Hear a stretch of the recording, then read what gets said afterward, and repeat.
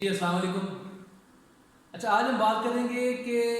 آخر کار فردوس عاشق وان جب سے ان کو ڈی نوٹیفائی کیا گیا ہے اس کے بعد وہ منظر عام پہ آئی ہیں اور انہوں نے آتے ہی حکومت کے اوپر ایک سیریس ایلیگیشن لگا دیا.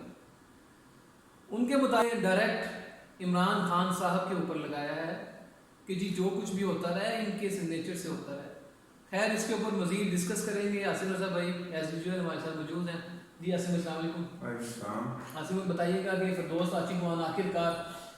پردے سے. ہاں جی ناظرین، آج ہم دوبارہ آپ کی خدمت میں حاضر ہوئے ہیں اور میں آج ہم لوگ بڑے خوش ہیں کہ میں آپ کو بتانا چاہتا ہوں جو ہم نے اپنی لاسٹ ویڈیو میں آپ کے ساتھ ڈیٹیلز شیئر کی تھی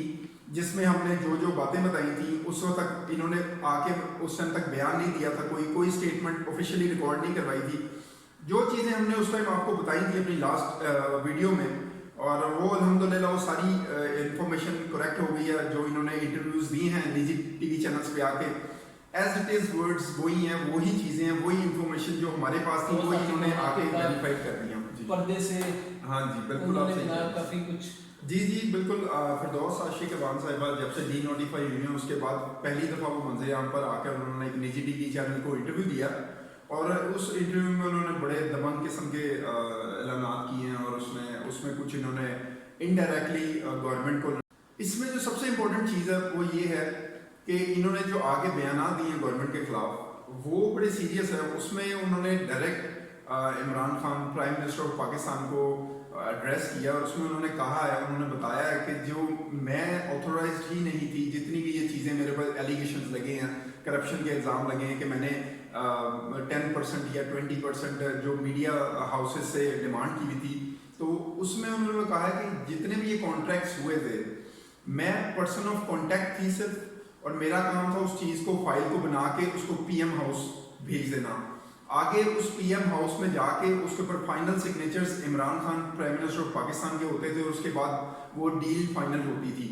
اب یہ بڑی امپورٹنٹ چیز ہے، وہ انڈائریکٹلی بتانا چاہ رہی ہے کہ میرا اس میں کوئی قصور نہیں ہے، میں تو صرف ایک انیشلی ایک چیز کو پروسیس کرنے کے بعد اس کو آگے بھیجتی تھی. اور یہ پی ایم ہاؤس میں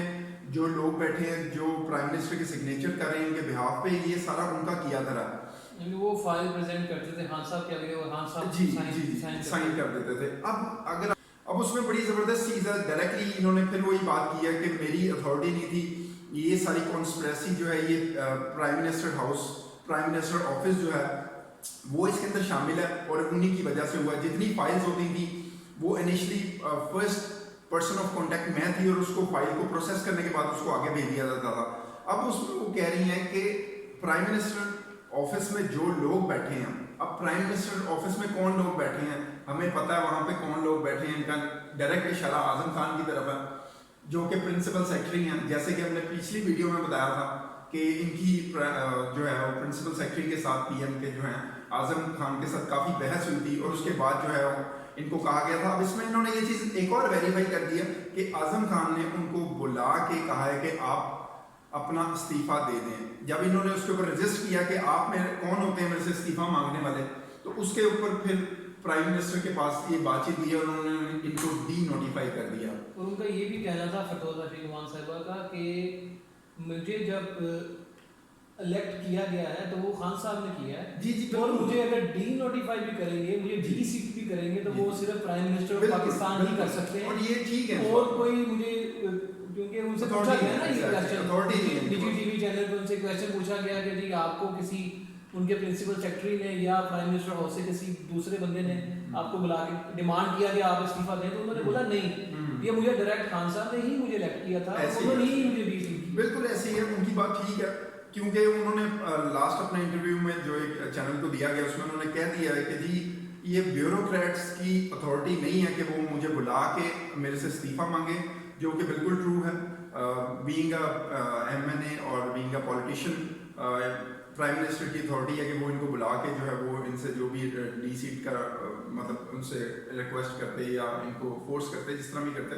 بہرحال اس کے علاوہ ان کا اشارہ ایک اور بڑی امپورٹنٹ چیز کی طرف تھا جو کہ ایک اور ایلیگیشن ہے، بہت بڑی ایلیگیشن انہوں نے لگائی ہے. وہ یہ کہ یہ کہہ رہی ہیں کہ میرے ہوتے ہوئے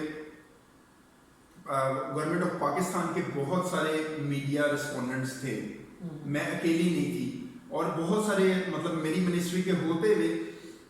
خود ہی جو اپنے طور پہ آپریٹ کر رہے تھے، اور آئی ڈونٹ نو وہ کہہ رہی ہے کہ مجھے نہیں پتا، ان کو اتھارٹی پی ایم نے دی تھی، عمران خان صاحب نے ان کو کہا ہوا تھا کہ وہ یہ کہنا چاہ رہے تھے کہ چیزیں پہلے سے چل رہی تھی، آف کورس چل رہی تھی، اسی وجہ سے یہ مطلب بالکل بھی سیٹسفائی نہیں تھی. اور یہ بھی چیز انہوں نے انکشاف کیا، انہوں نے شہباز گل صاحب کا نام لے لیا،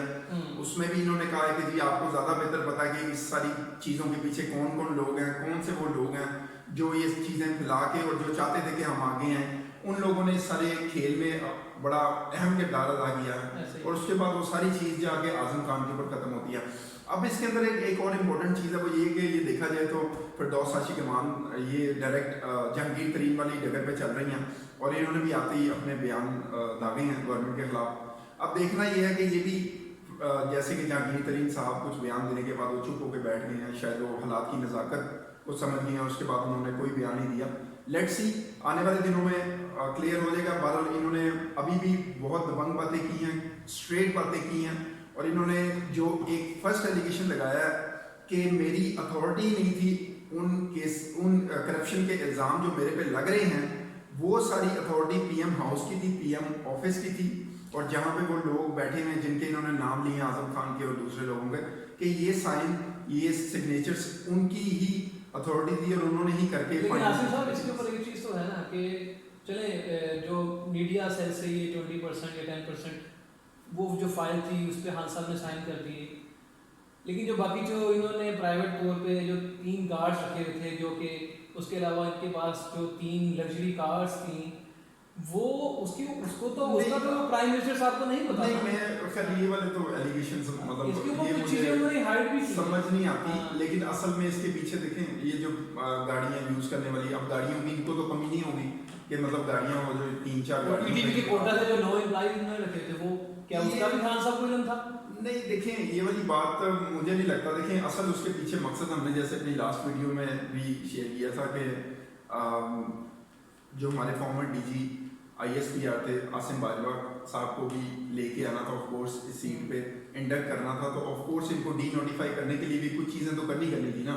اب گورنمنٹ نے اگر یہ نہیں مان رہی تھی استعفیٰ دینے کے لیے، جو کہ اپنے انہوں نے اس چیز کا اعتراف بھی کیا اور ویریفائی کیا اپنے منہ سے کہ میں استعفیٰ اس طرح سے نہیں دوں گی، وہ بات بھی ہے کہ گورنمنٹ کو بھی کوئی نہ کوئی بات چاہیے تھی ایگزیکٹلی کرنے کے لیے، کیونکہ آگے جو آرمی کا بندہ اس کو لانا تھا اور وہ آ گئے ہیں. اور آپ کو پتہ ہے یہ چیزیں اسی طرح چلتی ہیں، پہلے بھی ایسے ہوتا رہا، ماضی کی گورنمنٹس میں بھی اسی طرح سے ہوتا رہا. اب دیکھنا یہ ہے کہ آگے آنے والے دنوں میں کیا حالات ہوتے ہیں اور یہ جو ساری صورتحال ہے یہ کیا رنگ اختیار کرتی ہے. تو انشاءاللہ ہم اس طرح کی بہت ساری انفارمیٹیو ویڈیوز کے ساتھ اور اس طرح کی ایکسکلوسیو نیوز کے ساتھ آپ کی خدمت میں حاضر ہوتے رہیں گے. جی thank you very much guys, subscribe کیجیے گا اور بیل آئیکن کو ہٹ ضرور کیجیے گا. اللہ